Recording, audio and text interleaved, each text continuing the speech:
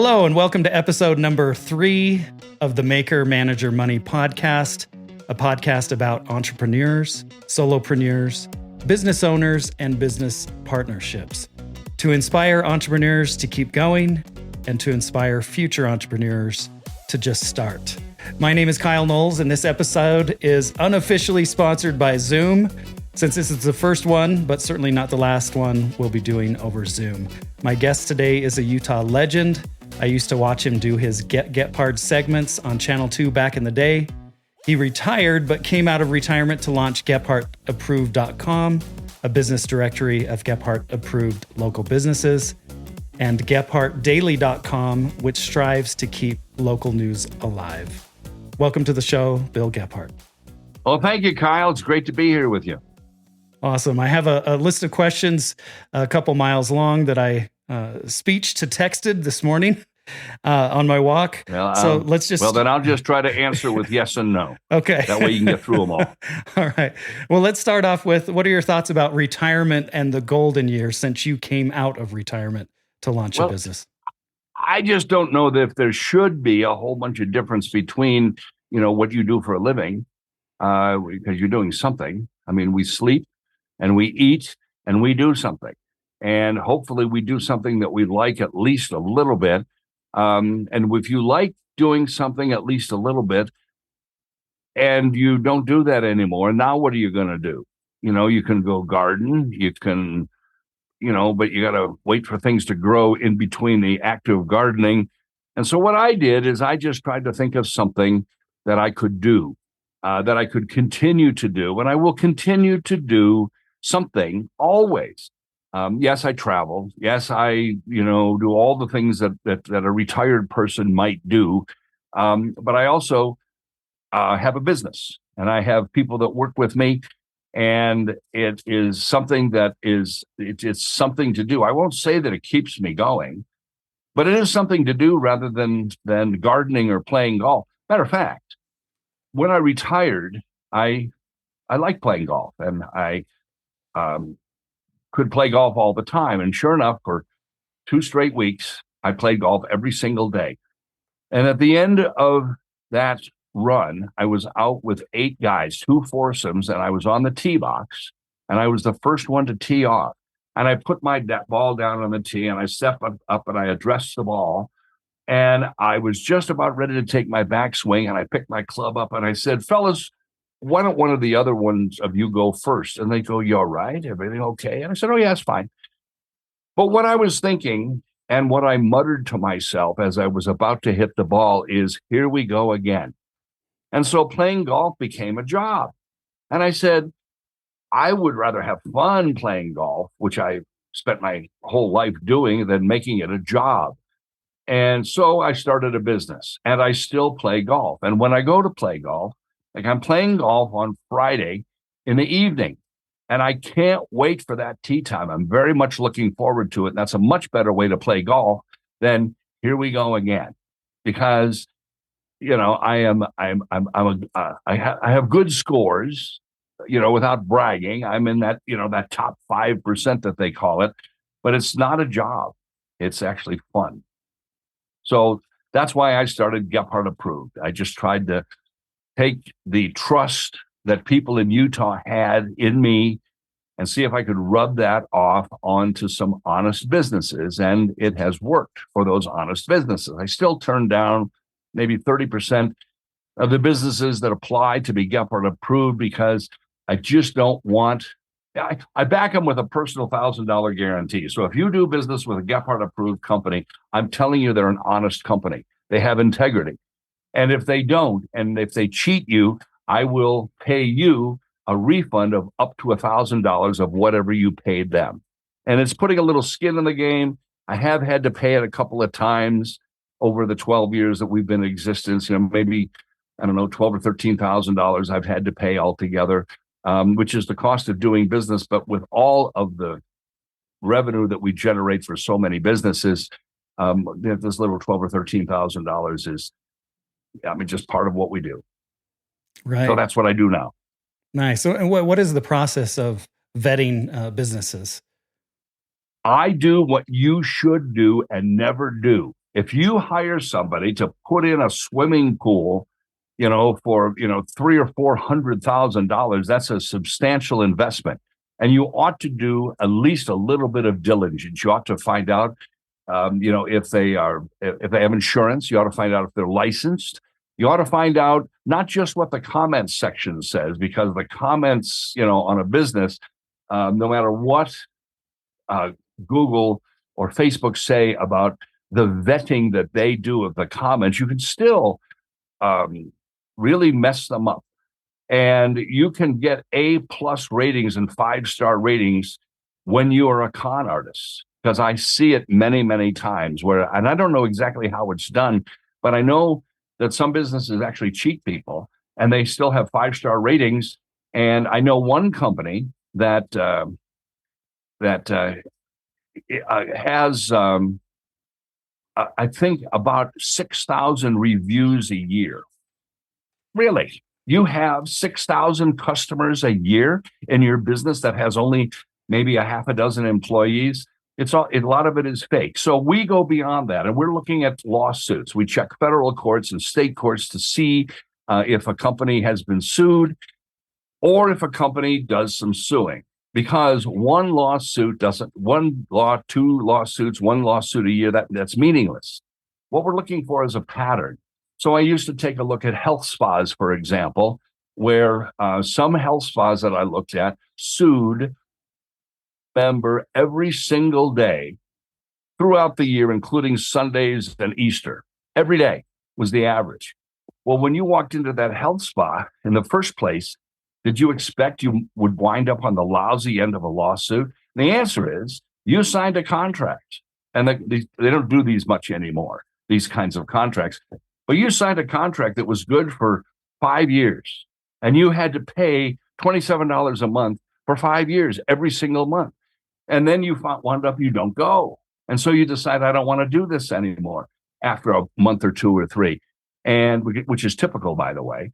And you decide you don't want to pay anymore. And the health spa says, no, we have already sold that contract to a finance company. You don't owe us, you owe the finance company. And the finance company says, you got to pay us or we're going to sue you and we're going to win. And they sued one person a day, every day, including Christmas and Easter. Now, that's a company that's using the courts as a collection system. And I don't want to Gephardt approve them. On the other hand, you've got companies that are constantly sued because they don't get along with their customers. Well, when we want to put a swimming pool in or an addition to your home, or even somebody to cut the grass, once a week all summer, you want those jobs done, and you're perfectly willing to pay for it. And if you have a complaint, you expect the business to step up. And if they don't, then the business sues you, or you sue the business. And either way, I don't want to see those kinds of patterns. So I will tell the business what we found. And we found all kinds of things, even the teeniest little things that have got nothing to do with whatever they're doing as a business, like parking tickets and right. that they paid, and once we found a speeding ticket that was 10 years old on the fella who owned the business, and his wife was sitting there when we did the interview, and he said, she said, I told you, I knew you got a ticket back then. And that becomes funny. So it's all out there. And we do the vetting that you should do. And of course, what we do depends on the business. So with a lawyer, we're going to check for example, the Bar Association. And with a bankruptcy, we're going to look at the federal systems. With the bank, because bankruptcy is a federal thing that in law. So it depends what the business is as to what exactly we'll look at. The genesis of Gephardt Approved was Get Gephardt, right? Yes. On Channel 2. Is that correct? It was. So, and how did you start doing that when you were on Channel 2? Well, there are a million consumer reporters and consumer investigative reporters, and I needed to try to set myself apart. And so I'm not the first one to think of doing this, but I used my name rather than an investigative reporter or a consumer reporter. Everybody's got that. How about if we have it, Gephardt. Can we put with Gephardt? How about alliterative? Let's have Gephardt. I like the And then it's alliteration. something that kind of falls off somebody's tongue, and it is associated with an individual. Because would you rather watch, I don't know who your favorite anchorman was. Maybe it was Mark Cobell. Would you want, somebody might say, why do you watch Channel 2? And people would say, well, I really like Mark Cobell. Well, do you know Mark Cobell? No, I've never met him, but I really like him. He seems like a really nice guy, and he's somebody I trust. On the other hand, I've seen TV stations do this where they'll have more anchors than any other TV station in town. Well, I don't care. I like Mark Cobell. I don't care how many anchors you have. And I've seen TV stations across the country pervert consumer investigative reporting as if the more the merrier. That's just not the way it works, in my view. We have more investigative reporters than any other TV station in town. Who cares? I like Bob Schwartz. I like Bill Gephardt. That's what people are looking for. They're looking for someone with whom they can relate, not for a group. And so if we can nail down just a name, the name of your podcast could have something to do with Kyle, or how about Knowles knows as something. There's one. Knowles, it's kind of hard to say. Or the Knowing Knowles podcast, something like that. Now it relates directly to you, not just a podcast about business. It's Noel knows about business. Did I start something? Maybe we're going to have to do a rebrand. Yeah. So there you go. And how many years did you do that for Channel 2? Let's see. I got here in 1999, I think. And before that, I was in Los Angeles for most of my career. Before that, I was in Indianapolis. And before that, I grew up in Western New York. I grew up in the Buffalo, New York area. Okay. And so when you came to Salt Lake City and started working for Channel 2, you started from the get-go doing Gephardt from the beginning. Okay. And I did, because we had to negotiate to come up here, because I've been in market number 2, and they take very good care of you in large markets like that. When I was recruited there, and they took good care of me. Now, the reason I left is because TV started to get even before the internet, TV started to get a little bit goofy. I mean, there started to be more cable. There started to be more of a spreading out of the advertising dollars, I think. And so local TV started to have to cut back a little bit. And they weren't as committed, I guess, to what I did, because what I did was expensive. It's easy to go out and cover a wreck. You send out a crew, and the story is already there. You heard it on the police scanners, and you send out a photographer and a reporter. They take some pictures. You have your observations, and then you go talk to a cop as to what they believe happened, maybe do an interview with the cop, and you're all done in 20 minutes. And you bring that back, or you feed that back to the station, and you're done. With investigative or consumer reporting, you have to make sure you're absolutely right. Not that you don't have to make sure you're absolutely right when you're covering an accident. It's just easier to be absolutely right, in my view. But if you've got somebody complaining, here's the secret to investigative reporting, and frankly, to interviewing and reporting, period. Never assume that anybody you're talking to is telling the truth, including your mother. Everybody has an agenda.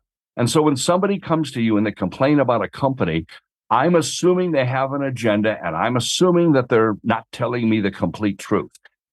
And that has saved me almost every single day of my journalism career, because people have said that they did business with a business and they had never even set foot in the door of that business. They were trying to get me to, it was a competitor trying to get me to say something negative about a competitive business. So never assume that. And then when you talk to your own mother, Kyle, and you're sitting at the kitchen table talking to her, and she has a complaint, you know in your head if that's legit or if she's just complaining. Now, you might not say anything because you're not about to be on TV. But if you were to take your mother's complaint and you're about to put that complaint about a business on a TV, you'd go, now, just a minute, Mom. Are you sure something else didn't happen in between there? And then she eventually is going to say, well, maybe, but still, they shouldn't have done that to me.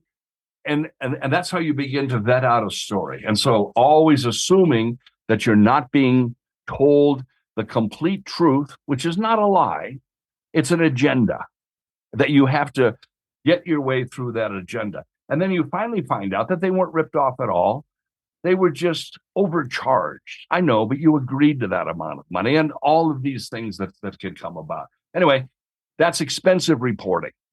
And in Los Angeles, they began to cut back on that stuff a little bit. And I finally said, and I was going to add another idea for a business in Los Angeles. And then Channel 2, where I came, was owned by CBS in New York. And a very good friend of mine, who is a friend of mine to this day, was at a CBS-owned TV station in Baltimore. And they asked him to be the news director at the terribly rated, and it was the bottom of the pack, Channel 2. And I said, I don't know if I want to go up there to Salt Lake. I kind of have something else that I'm kind of thinking about doing. And Salt Lake's a smaller town. Yes, I ski. Yes, I enjoy the mountains. Yes, I've been to Salt Lake before, but I just don't think so. And then they offered me a deal I couldn't refuse. And I said, okay, I'll come up for 1 year. But if I get a job offer back in Los Angeles, then I get to leave within 90 days. And they agreed to that. And sure enough, I had a job back in Los Angeles, offered more than once, like 2 or 3 different TV stations. And I came back and I gave Channel 2 here 90 days. But at that time, it was kind of a negotiation thing because I was very happy with Salt Lake. Frankly, I wish I'd been born here because I think you can be born in Utah, live to be 100, do something different every single weekend outdoors, and still not get it all done by the time you're 100 years old. That's how I feel about Utah. It's just beautiful. And so while I was offered those jobs back in Los Angeles, I'll go, but I really didn't want to. And Channel 2 and CBS stepped up because we had gone in just 9 months, we'd gone from last place to second place. And we're doing great. We're making, and so I wanted to stay, and they wanted me to stay. And here I am. But then we started seeing agenda television groups buy the TV station. And I wanted nothing to do with that because there is no fake news, as we're told. Reporters, I know them at the national level. I know them at the local level. We are all disciplined, or at least we were. Who, what, where, when, why. People didn't know my politics. People guessed at them all the time. They were usually wrong, and that's the way it's supposed to be. Not supposed to know how I stand. And reporters are good. And so but there's Sinclair Broadcasting is an agenda-driven television group where they force their anchors to say things that are not necessarily vetted by the anchors or the reporters. And it's conservative stuff. Now, I don't care if you're a conservative or a liberal, but we as reporters, again, you're not supposed to know what we are in terms of our politics. And I could not work for a TV station that would have all its people, no matter what they found, to be against vaccines, for example, or to be, in favor of one particular presidential candidate over another. That was just not something I could do. So I quit. And my son took over. But my son also left Channel 2, the agenda-driven group, and he went over to Channel 5, where they're not agenda-driven over there at all. You don't know what those people, if you look at them, you can guess what they are. A lot of people say they're all LDS members because this TV station is owned by the church. But I worked there for a few months, a couple of years, doing some morning news stuff. And I can tell you the church never put its finger in that newsroom. That's a real newsroom over there. So anyway, my son Matt took over, and he's doing Get Gephardt from Channel 5 now. And that's the story of my career and what I did here. Then I started Gephardt Approved, which, if that makes money, which it did, I can start Gephardt Daily, which if you go to gephardtdaily.com, that's where you'll see the local news, because I'm frankly worried about local news. I'm worried that we're not going to have local news forever, that we'll have national news and we'll always know what's going on in Washington because we'll have the New York Times and whatever. But what about local news? What about that $100 million sewer project they're putting in front of your home?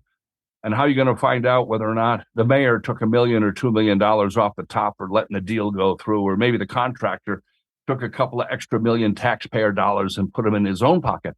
How are you going to know that if local news isn't around?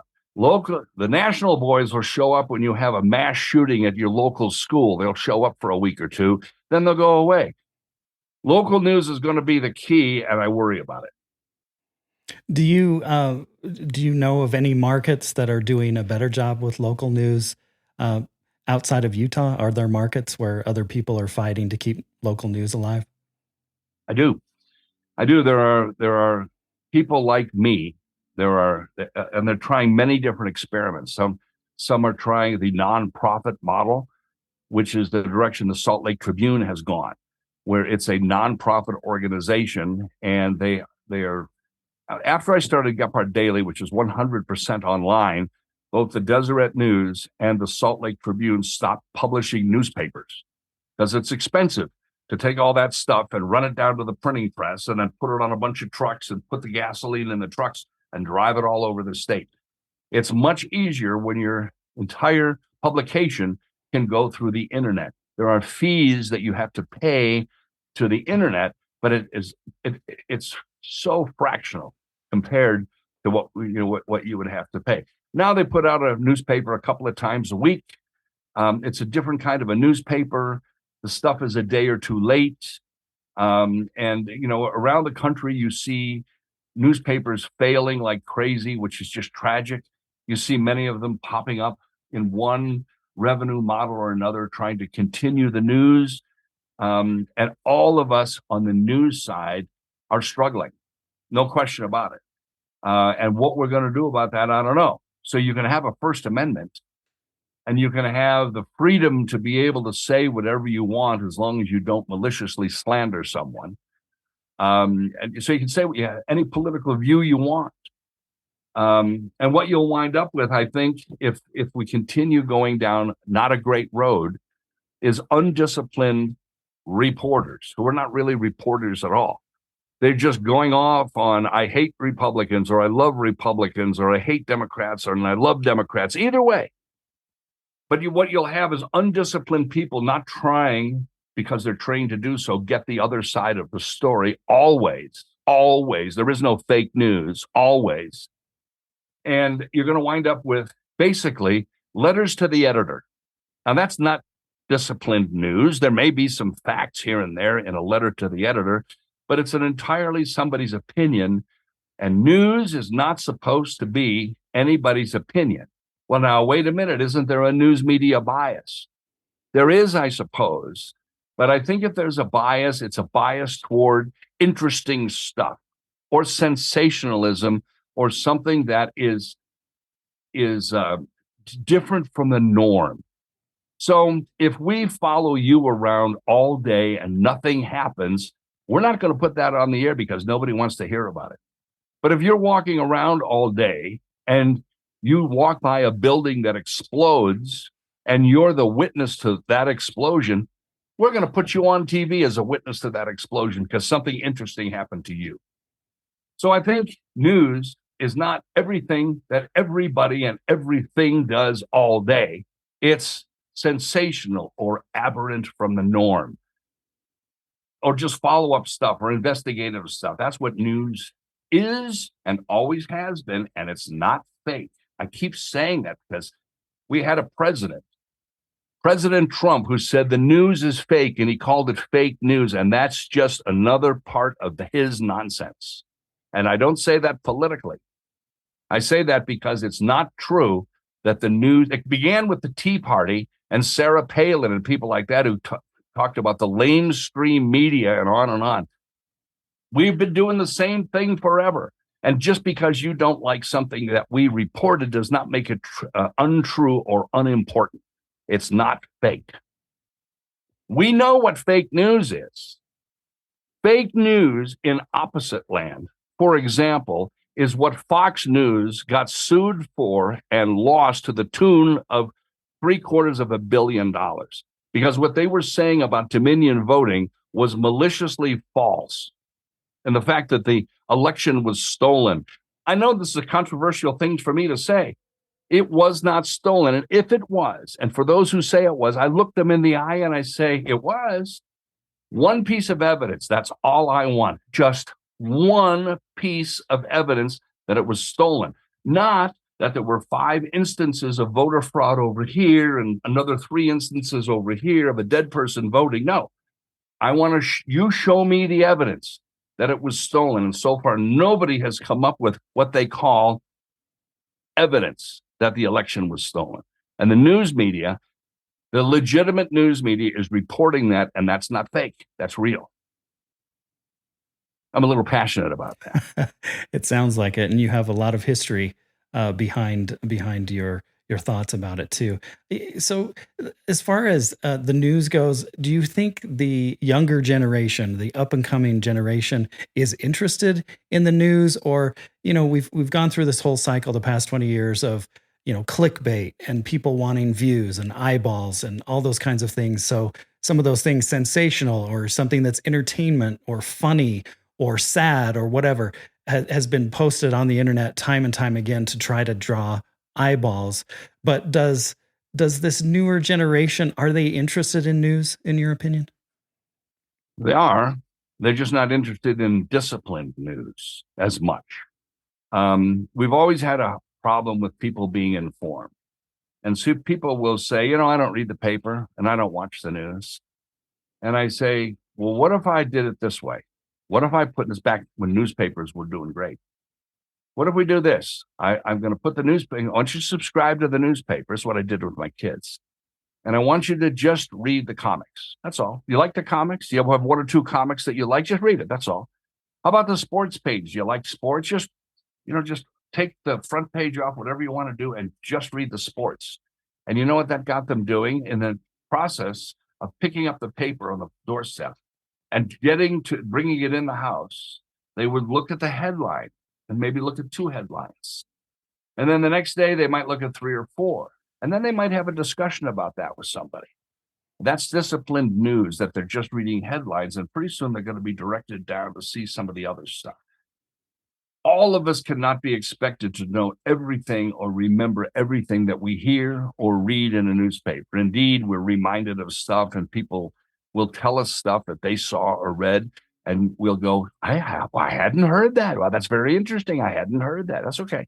That's okay. All of that. We are all interested in information. The trouble is we are getting into bubbles, and we only click on the information that we want. And I can't force anybody to get information that they don't want. But if they can be at least exposed to it, which is what we've had up until the internet, if they can at least be exposed to some of this stuff, they will broaden their horizons a little bit. They'll be aware of other countries and other cultures and other religions and other everything, other political views. I'm not asking anybody to change their views, but isn't it important that we can at least defend our own views? That's what I think. And so the newer generation, I don't think, is probably as well informed about everything, and they are super well informed about the things that they want to be informed about. Kind of good news, bad news, being super informed about stuff that pops up on TikTok, the variety of 10-second, 15-second things that pop up on TikTok.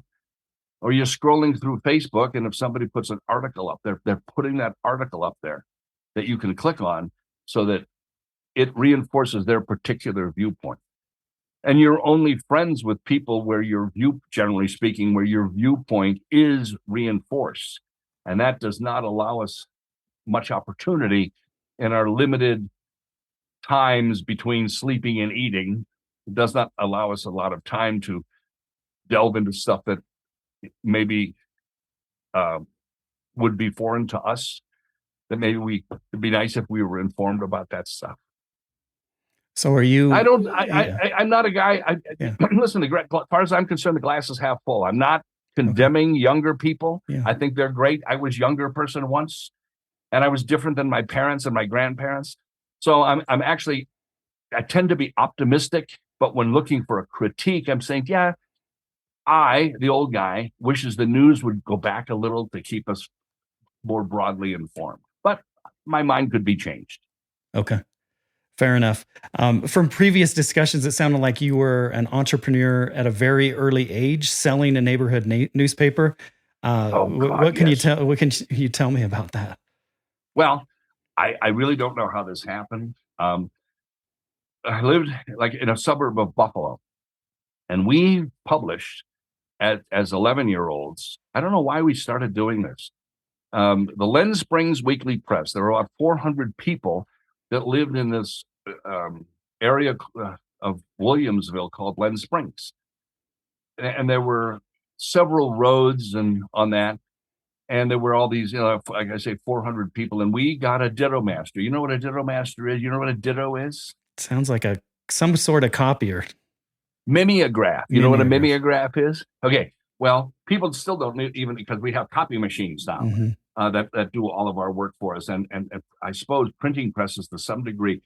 But a ditto master was it looked like carbon paper. Anybody know what carbon paper is? Anyway, you type on this thing, and it put a blue mark in the shape of the letters and paragraphs and whatever on the other side of the backwards on the paper. Then you take the paper and you put it in this ditto machine, which had alcohol, and you'd spin it around and spit out white pieces of paper with blue ink on it.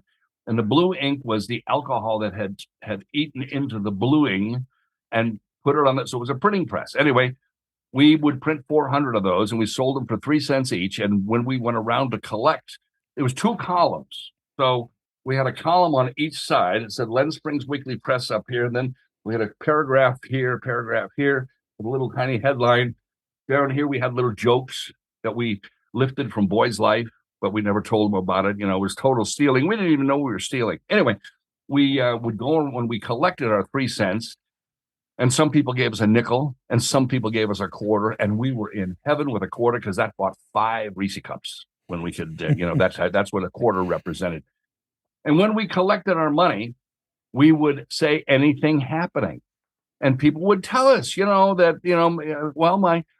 I'm pregnant, somebody would say, and we'd write that, Mrs. Schwartz is pregnant and expecting, we wouldn't say pregnant, we wouldn't use that word, it was expecting. And is expecting, on November 3rd or whatever, the expectant date was. And, somebody's putting a new swimming pool in their backyard and just stuff. And the neighborhood absolutely ate it up. And we did that every week for several years and then just stopped doing it one day. But it was fun. That was the Lens Springs Weekly Press. It was me, Nancy Kreitner, Tommy Weidler, Joe Salin. I can't remember the others that did this. And that was my first foray into publishing. And then as I went to high school and college, and then, after college and stuff, I continued on into newspapers, radio, and finally television. Okay, so you owned your own business for a little while there as an 11-year-old running around. But then how many years did you work for someone else before you decided to start your own business after retirement then? The rest of the time? 50. Wow. 50 at 45 years. Yeah, I worked for TV stations 50 years. Yeah, so how old were 45 years doing sorry, how old were you when you started Gephardt Daily or Gephardt Approved? 63. Wow. 63 when we started Gephardt. I retired early, if you will, maybe 62.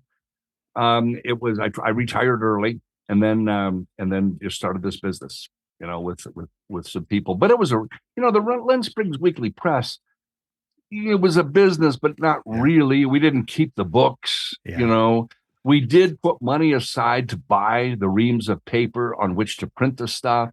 And then we had to buy a box of Ditto Masters for, $250, but that lasted 6 months or whatever. I don't know how long it lasted, but it wasn't a real business where, there were certainly no taxes involved. We didn't, have IRAs or anything. We just collect a little money, buy some candy, type on Yeah. the Ditto Master with a few strikeouts here and there, print the thing, deliver it, get 3 cents a copy. That's what it was.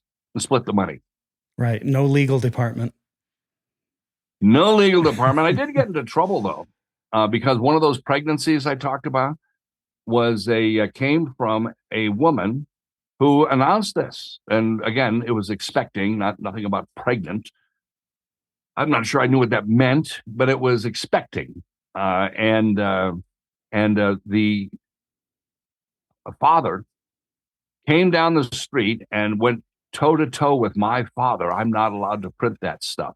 It's the first time I learned about First Amendment, because I thought I was in trouble because an adult is coming down on me, but my father never came down on me. He started reading the copy when it went out, but there's absolutely nothing in First Amendment that would prevent us from telling the truth that we got from the woman who is expecting. Right. It's just that the guy was a lawyer, and he came down, he threatened to sue us and on and on. And my father said, take the first shot, have a ball. And it never happened, of course, because even back then, First Amendment protected the truth. Right. So, did either of your parents run their own business?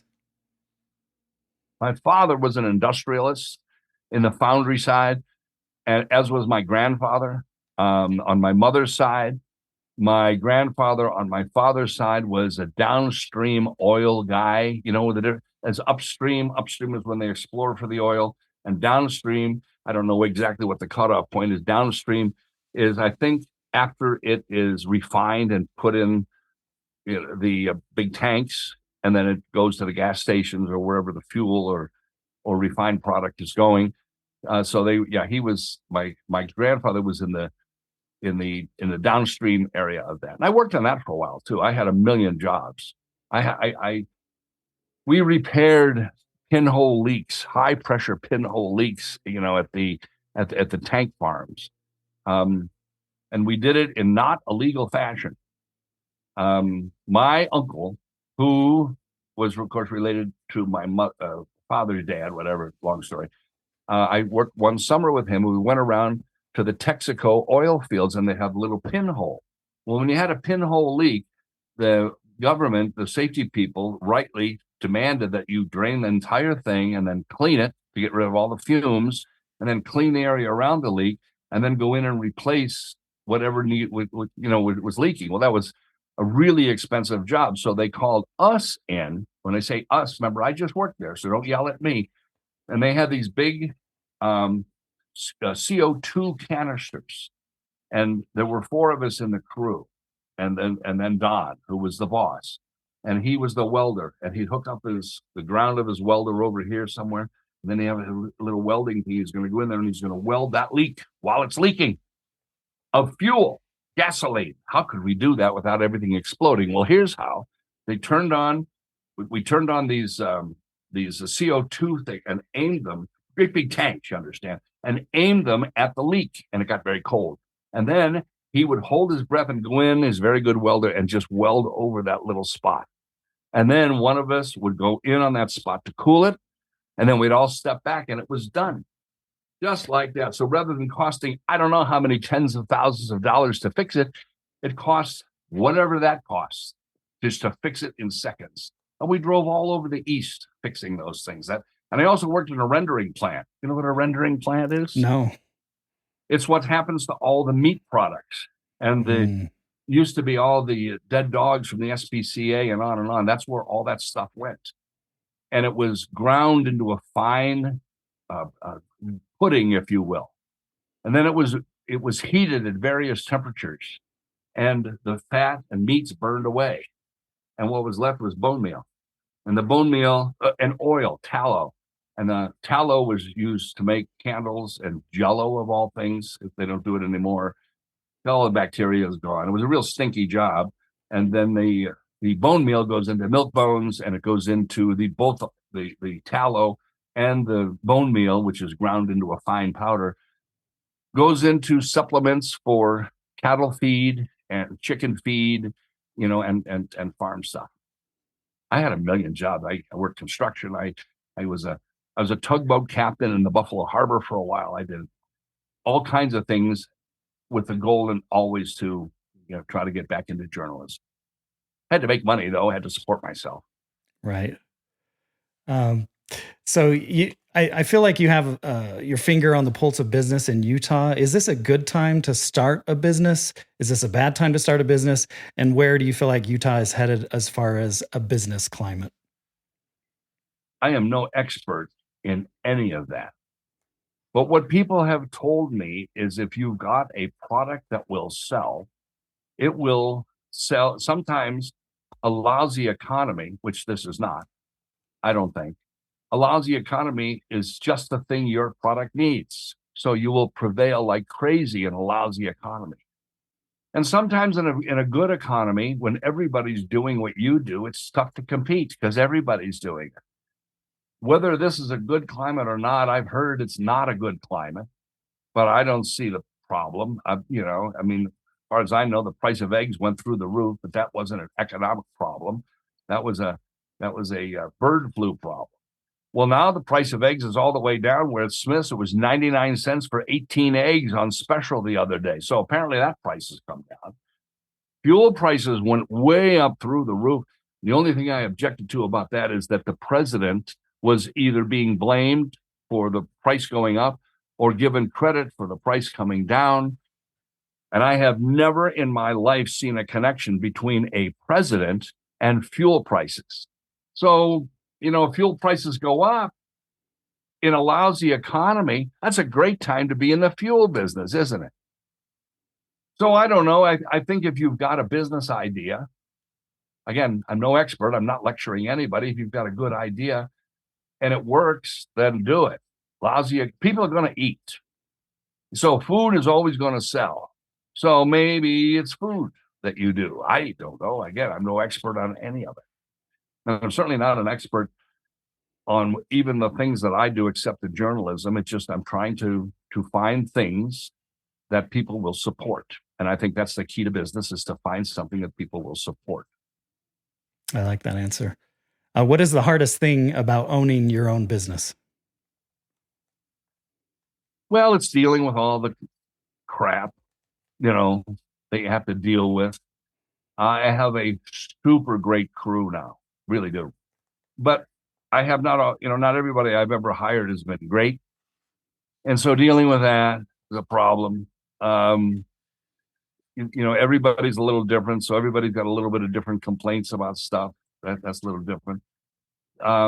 Dealing with the government regulations that you didn't even know existed is kind of a problem. Taxes are a problem. Everybody wants to deal with credit cards now, and you know who the big beneficiary of that is? The credit card company. I mean, every single thing that we have and own, in my opinion, how'd you like to get a 5% raise today, Kyle? All you've got to do is get everybody in the world to stop using credit cards because it's that's what it costs. Well, I think they charge 3 or 4, 5%. And then there's the stuff that goes on top of that, the paperwork and whatever. And so everything costs more. Would you like to pay by check? Oh, nobody pays by check. How about cash? Oh, no, cash. Oh my God, we don't use cash. How about credit cards? Well, everything costs more. And the beneficiary of that is the credit card company. I will tell you, I despise and always will the worst instrument that has ever been created, in my view, for personal finance. And that's the debit card. If you have a debit card and you can hand it through the screen, I'll be pleased to cut it up for you right now when you won't know the difference. Because I don't know, if you use a debit card, why you would use it. You know what I'm talking about? I think I do, because I cut up my debit card every time it comes from the bank. That's right. And tell them not to send you any more. And the reason is because, but you do use a credit card, right? Yes. A credit card, here's the way it happened. Credit cards were there and they were great. And they had a thing called Regulation 9. And that was all the rules involving credit cards. And it worked great. And if you didn't, they made some rules where they couldn't send you an active credit card unless you had actually applied for it. They made up a bunch of rules as they went along. Correction, not Regulation 9, Regulation E. That's what I'm talking about, for credit cards. And then along comes the debit card. And the bank lobby said, Debit cards are the same as credit cards. So let's just continue doing everything under Regulation E. And Congress said, okay, that sounds good to me. We don't know nothing about it, but okay. And so they did. But the problem is, first of all, credit cards are good because if I hit you over the head and steal your credit card and go up and charge a couple of $1,000s worth of stuff, as soon as you come to, you report that problem, and the charge goes back, not to you, it goes back to the business, which is not great for the business, but you need to accept a good credit card if you're a business person, okay? It goes back to the business, and you're not charged a thing. And they have 90 days to do that. It's either 60 or 90, I forget, but they have 90 days to, if they cannot resolve this, they have to give you the credit back on your credit card. And that's no problem. They just give you the credit. If it's your debit card, it's the same rule. So I hit you over the same head and I steal your debit card and I go charge up $1,000. It comes out of your bank account. That's your actual money. When you come to, you report it to the debit card company and they say, we'll investigate. And they have the same 60 days to investigate. And if they can't come up with an answer, they have to take the money, not credit, money, and put it provisionally back into your account. Think how motivated they must be, I say sarcastically, to reach into their own pockets and put money into your account. Credit, no problem, but money, big problem. So I know of people who, for example, in Utah, in Provo, there was this young couple just got married, and they needed to go to a concert. And the tickets for the concert were, I think, $200 a piece, but they didn't have any money. But they're going to save, and they had enough money for this. So they buy 2 tickets. And guess what? The ticket master messed up, and they charged them 6 times. So rather than having $400 going out, they had $2,400. They're now overdrawn. They owed about $400 in bank fees for being overdrawn on the checks they'd written. Meantime, the landlord's coming saying, where's my check? And the electric company says, where's my money? And there's a gas company and all the rest of them saying, where's my money? And all they could say was, you're going to have to wait until this is resolved with the debit card company, which would never have happened if they had used a credit card. It would simply have been credited back to them and they could pay all their bills. This happens all the time with debit cards. You just don't hear about it all the time unless you get somebody like me on the subject. So I'll tell people, and I've said this right into a TV camera the same way I'm saying it into a camera right now. If any banker or anybody can come out there and tell me why I'm wrong about debit cards, come forward. I will apologize and I'll put your story on the air. And in 30 years, nobody has done that. Debit cards are awful. Credit cards are great. You heard it here. This is a public service announcement, actually. Yes, it is. Yes, it is. All right. What's the best piece of advice you've ever been given, either in business or life? Buy low, sell high, I guess. I don't know. It's I don't know. Best piece of advice. I don't know. People give me advice all the time, and I weigh it, and I really don't know what if I could single out. It's kind of like somebody asking me, what is it in your 45 years of doing television news, what's the best story you've ever done? That's a question. I did one every day, and I still don't have a good answer for that. What's the best? If you come up with something, if you suggest some consumer thing, I can probably go on ad nauseum, just like on debit cards, about what I think of a certain something involving, advice, or a story, or consumers, or ripoffs, or something. I don't know. I pass out advice sometimes. I say things like, how do you know if you're going into a subject that you don't know anything about? How do you know if you're being ripped off? I think the latest it used to be little old ladies always getting ripped off at the mechanics place when they're getting their car fixed, because the guy would say, "Oh boy, your Framistan. Whew, when's the last time you had your Framistan looked at?" And they'd go, "Oh, Framistan, I don't know." And it was or blinker fluid. You really need to change your blinker fluid once, and all these, and I'm being silly now, but it was people being overcharged. You know what I think the new auto mechanic scam is? I think it's internet, because nobody knows anything about the internet, but except for the fact that they use it every day. So people can come up to you and sell you stuff on the internet. Well, how do you know if something that they're selling you is something you actually need? Same thing with cars. Go find out something that you know the answer to, one or two things that are complicated that you know the answer to.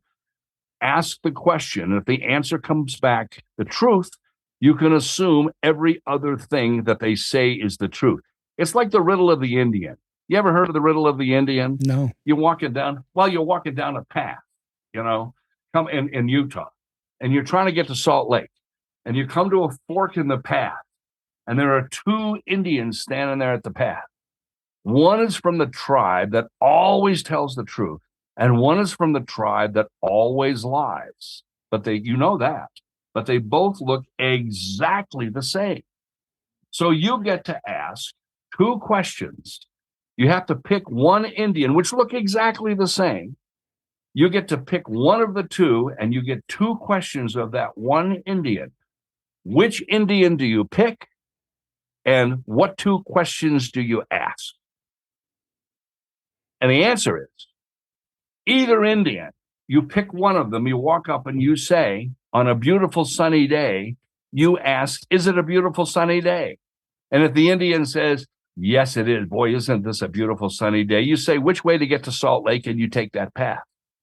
If that Indian that you talk to says, oh, on a beautiful sunny day, oh no, it's raining, thunder, lightning, it's cold, what a horrible day this is. You ask him which way to get to Salt Lake. What he tells you, you take the opposite path. Always ask something that you know the answer to, because all the Indians look exactly the same. So all the mechanics, all the SEO people, search engine optimization people, they all look the same. What two questions do you ask of one of the SEO guys to know if you're getting ripped off or not? If you're told the truth, you can assume everything else is the truth. If you're told a lie, you can assume everything else is a lie. That's advice I got from somebody else. That's so good. There you go. Really good advice. I thought of one. Really good advice. What's something that most people don't know about you? I have a full head of hair. That's one thing. And so do you. If you take that hat off, we'd find out you have a full head of hair too. Wait, now we're turning into con men. Yes, we are. So I don't know. What's something? They don't know that I used to fly airplanes. They don't know that I was a tugboat captain. I don't suppose. They don't know that I was a really blue collar guy and a huge supporter, of blue collar stuff. Based on what I came from. I'm just not a highbrow guy at all. I can drink wine out of a box as well as I can drink, fine wine, that is somehow. I used to make my own wine. I used to make my own beer. I learned a little something about different kinds of beer and different kinds of wine as I made those things. I went to a whiskey tasting thing I'm saying it's a business that does whiskey tasting. And I learned something about whiskey. What I learned about whiskey is you just ferment the mash, and it's pretty much all the same from there. And, look, I'm not being a snob about it. I'm being the opposite. But you can get expensive whiskeys and cheap whiskeys, and they pretty much taste the same. That's what I know about whiskey. I like it. So that's something maybe people don't know about me. I don't know. Okay, we're nearing the end of our time. Just have a lightning round of a list of questions. Favorite candy bar? That would be a Butterfinger. Favorite musical artist? That would probably be the Eagles. That as a group, that'd probably be the Eagles, I suppose. I have lots of favorites in that area. Favorite cereal? Well, let's see. I don't eat cereal, but I suppose the occasions that I do would be Rice Krispies, I suppose. Mac or PC? Oh, that's two religions there, huh? I tell you what, every time a computer breaks down, that question comes up. I'm a PC guy, but I used to be an Apple guy. And I've got people in my business for whom I buy computers, and some like PCs and some like Apples. And the ones that like the PCs think the Apples are just awful, and vice versa. And this goes all the way back 50 years or however many years computers have been around, where there were people that said Apple is great because you don't have to put in all of the code words to make something happen. XEQ and all that. No. You just click on something, or you put in, run family, and it would run the family thing. So, and then pretty soon the PCs caught up. So which one? Right now it's a PC, but it could be an Apple next time. I don't know. Okay. Google or Microsoft? Well, that's two religions again. And what I mean by religions, you can't talk the super dedicated religious people out of one or the other. I operate on a Microsoft system, and I Google all the time. What's that tell you? Do you use Gmail? I don't even see them as. Do you use Gmail or Outlook for your email? I like Outlook because it seems better for me, and it indents, it hits the tab and stuff. I guess probably then I like Microsoft better than Google, because when I open my computer, it goes to Google, and then I have to go down to Microsoft in order to do stuff. And I've tried to write in Microsoft, but I don't think it's made for writers. I don't know what it's made for. I think the other is made for writers. So do you use that answer? I don't know. Do you use the Office suite like Word and Excel, or do you use Google Sheets and Google Documents? Nope. Nope. I use it. That's because I'm old. Okay. And I just haven't gotten used to the other stuff, because people who work for me and my IT people say absolutely go Google, and I do, but it's not as easy. And I mean, it's not as easy for writing. I mean, the tab key in Microsoft indents. The tab key moves on to moves on to send. Yep. And I have trouble with that. Yeah. Okay. Dogs or cats? Dogs, although I like cats. I got a dog. He's sitting behind my screen here. Keeps me company. A border collie keeps me company all the time. Dogs, but I like cats too. Phantom or Les Mis? Phantom. Les Mis is heavier. Both are entertaining. Phantom is super entertaining. The way the stage magically transforms and changes, more so than Les Mis. Les Mis has I think more of a message, but just for pure entertainment, I like the other. Yeah. So there you go. All right. Last question. How about you? What do you like?